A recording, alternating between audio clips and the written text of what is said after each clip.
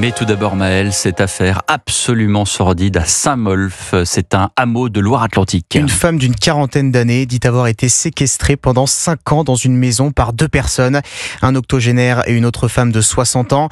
La victime aurait été contrainte de dormir dans des conditions indignes, de se sous-alimenter, sans parler des violences physiques qu'elle dit avoir subies. Cyril de la Morinerie, son calvaire a pris fin la semaine dernière. Oui, mardi 14 octobre dernier, vers 21h30, la victime a réussi à s'échapper de l'enclos extérieur dans lequel elle était enfermée. Cette femme de 45 ans a profité d'un moment durant lequel l'homme mis en cause regardait la télévision pour s'enfuir. Dévêtue en grande partie, elle a frappé à la fenêtre de ses voisins, racontant avoir été contrainte par ses colocataires de vivre dans le jardin, soit dehors, soit dans une tente, soit enfermée dans un garage. Selon le procureur de la République de Nantes, la victime dormait sur un transat, faisait ses besoins dans un pot ou dans des sacs plastiques et mangeait de la bouillie mélangée à du liquide vaisselle.